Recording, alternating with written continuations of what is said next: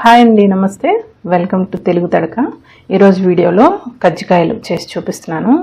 ఒక్కొక్క ప్రాంతంలో ఒక్కొక్క రకంగా స్టఫింగ్ పెట్టి మనం కజ్జికాయల్ని తయారు చేసుకుంటాం కదా, అన్ని రకాలు చాలా బాగుంటాయి. ఇప్పుడు నేను ఈరోజు చూపించబోయేవి ఉత్తరాదిలో ఎక్కువ హోలీ పండుగ సందర్భంగా అక్కడ వాళ్ళు ట్రెడిషనల్గా చేసుకునే రెసిపీ చూపిస్తున్నాను. ఇవి కూడా చాలా రుచికరంగా ఉంటాయి. ఒకసారి మీరు కూడా తప్పకుండా ట్రై చేయండి. ముందుగా మందంగా ఉన్న ఒక కడాయిలో చిక్కటి పాలు 1 లీటర్ వేసుకోవాలి. మనం ఇక్కడ కోవా తయారు చేసుకోబోతున్నాం. చిక్కగా ఉండాలి పాలు, అప్పుడు మనకి కోవా అనేది చాలా రుచికరంగా వస్తుంది.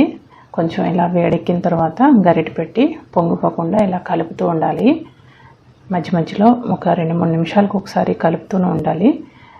లో టు మీడియం ఫ్లేమ్లో అడ్జస్ట్ చేసుకొని ఈ పాలుని దగ్గరగా అయినంత వరకు మరగపెట్టుకోవాలి.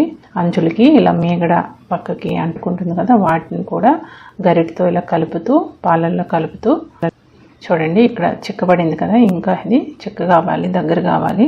ఈ టైంలో మీరు ఫ్లేమ్ని లోలో పెట్టుకొని చూడండి. ఇప్పుడు మనకి కోవా అనేది రెడీ అయింది. ఇప్పుడు ఈ టైంలో మనం స్టవ్ ఆఫ్ చేసుకోవచ్చు. ఇది స్టవ్ ఆఫ్ చేసుకొని చల్లారనిద్దాము. లీటర్ పాలకి 150 to 200 గ్రామ్స్ రెడీ అవుతుంది. కోవా అనేది రెడీ అవుతుంది. ఇది ఈ టైంలో స్టవ్ ఆఫ్ చేసుకొని చల్లారనివ్వాలి. ఇప్పుడు వేరొక కలుపుకోవడానికి వీలుగా ఉండే పెద్ద గిన్నెలో 4 కప్పులు మైదా వేసుకోవాలి. మెజర్మెంట్స్తో అయితే ఇది 1 కిలో పిండి. తర్వాత ఇందులో కొద్దిగా సాల్ట్ వేసుకోవాలి. ఎక్కువ సాల్ట్ వేయనవసరం లేదు. ఇప్పుడు ఇందులో ఒక 1/4 కప్పు ఇలా నెయ్యి కరిగించింది కాకుండా ఇలా జారుడుగా ఉన్న నెయ్యిని వేసుకోవాలి. 1/4 కప్పు వేసుకోవాలి. వేసుకొని చక్కగా ఇలా కలుపుకోవాలి. ఈ మొత్తం నెయ్యిని ఇలా వేసుకొని ఈ నెయ్యి అనేది బాగా కలపాలి. మనం ఇలా చేతితో పిండిని పట్టుకుంటే ఇలా చేతిలో చక్కగా ఉండలా కట్టాలి. అప్పుడు మనకి పిండిలో మాయిశ్చర్ అనేది కరెక్ట్గా సరిపోయినట్టు. అలా అవ్వలేదనుకుంటే మీరు మరొక 2-3 టేబుల్ స్పూన్లు నెయ్యి వేసుకోండి. వేసుకొని ఇలా చక్కగా కలిపిన తర్వాత ఇప్పుడు ఇందులో కొద్దిగా నీళ్ళు వేసుకొని ఒకేసారి ఎక్కువ నీళ్ళు పోయకుండా పిండిని సాఫ్ట్గా కలుపుకోవాలి. చూడండి, ఇంత సాఫ్ట్గా ఇలా సాఫ్ట్గా ఉండాలి. ఇప్పుడు ఇది మూత పెట్టి ఒక 15 to 20 మినిట్స్ ఇలా పక్కన పెట్టుకున్న తర్వాత ఇప్పుడు వేరొక ప్యాన్లో 1 టేబుల్ స్పూన్ నెయ్యి వేసుకొని ఒక 1/2 కప్పు మనం సూజీ వేసుకోవాలి. సూజీ రవ్వ ఉప్మాకు వాడతాం కదా, ఈ సూజీ రవ్వ వేసుకొని చక్కగా వేయించుకోవాలి. మీడియం టు లో ఫ్లేమ్లో ఇలా కలుపుతూ మంచి రంగు వచ్చే వరకు ఈ ఉప్మా నూకని వేయించుకోవాలి. చూడండి, ఇక్కడ లైట్ బ్రౌన్ కలర్లో వచ్చింది కదా. ఈ టైంలో ఇందులో చిన్నగా కట్ చేసుకున్న డ్రై ఫ్రూట్స్ 3 టేబుల్ స్పూన్ బాదం పప్పు, ఒక 3 టేబుల్ స్పూన్స్ జీడిపప్పు, ఒక 2 టేబుల్ స్పూన్స్ పిస్తా పప్పు, వీటిని వేసుకోవాలి. ఇవి వేసుకుంటే బాగుంటాయి. మధ్య మధ్యలో తిన్నప్పుడు క్రంచీగా తగులుతాయి పంటికి. బాగా కలుపుకొని వీటిని కూడా చక్కగా వేయించుకోవాలి. చూడండి, ఇలా బాగా వేగాయి కదా. ఇప్పుడు ఇందులో ఇలా సన్నగా కట్ చేసుకున్న కిస్మిస్లు వేసుకోవాలి. ఒక 15 నుంచి 20 వరకు.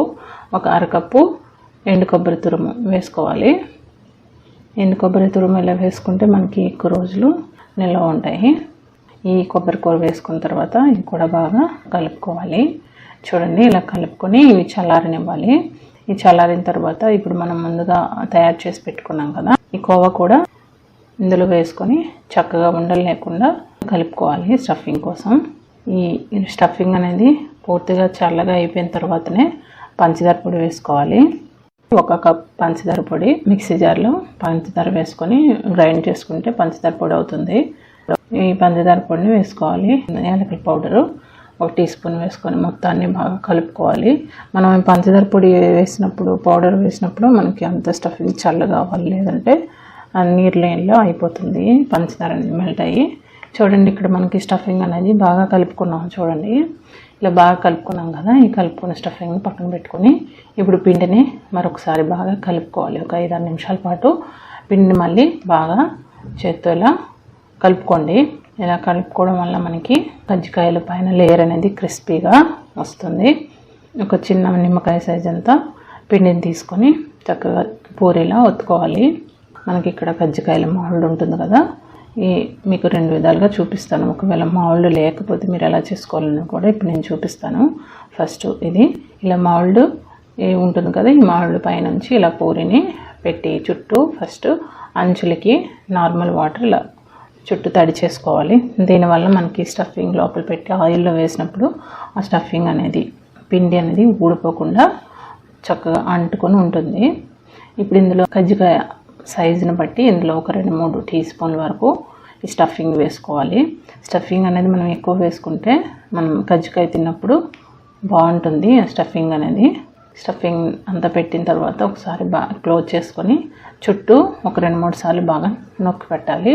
అప్పుడు మనకి బాగా స్టిక్ అవుతుంది లోపల.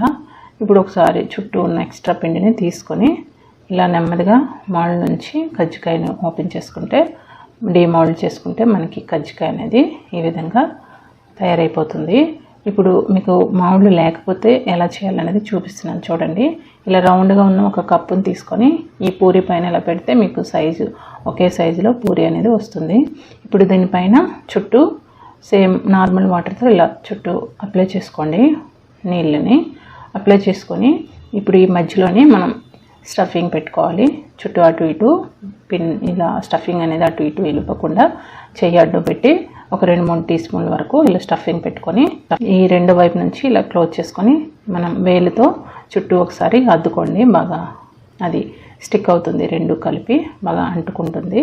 తర్వాత మీరు డిజైన్ కావాలంటే ఇలా ఫోర్క్తో చుట్టూ ఇలా డిజైన్ ఇచ్చుకోవచ్చు ఒకవైపు. అదేవిధంగా రెండో వైపు కూడా ఇలా చక్కటి డిజైన్ అనేది ఇవ్వచ్చు. లేదంటే మనం పెద్దవాళ్ళు చాలా ప్రాక్టీస్ ఉన్న వాళ్ళు ఇలా చేత్తో కూడా చక్కగా వాళ్ళు చేత్తో కూడా డిజైన్స్ ఇస్తారు. లేదంటే అలా కూడా చేసుకోవచ్చు. చూడండి మనకి ఇలా కూడా చాలా అందంగా కనిపిస్తుంది. చూసారా, మంచి డిజైన్తో రెడీ అయిపోయింది. ఇలా అన్నిటినీ కజ్జికాయలని రెడీ చేసుకున్న తర్వాత ఒక పెద్ద పళ్ళెంలో వేసుకొని పైనుంచి పొడి క్లాత్ని కప్పుకోవాలి. అవి డ్రై అవ్వకుండా ఉంటాయి కజ్జికాయలు. ఇప్పుడు నూనె అనేది మీడియం హీట్లో ఉండాలి, ఎక్కువ వేడి ఉండకూడదు. మనం ఇలా కొంచెం పిండి వేసి చెక్ చేసుకుంటే ఆయిల్ అనేది టెంపరేచర్ తెలుస్తుంది. అప్పుడు మనం కొంచెం మీడియం హీట్లో ఉన్నప్పుడు ఈ కజ్జికాయల్ని ఒక్కొక్కటిగా వేసుకోవాలి.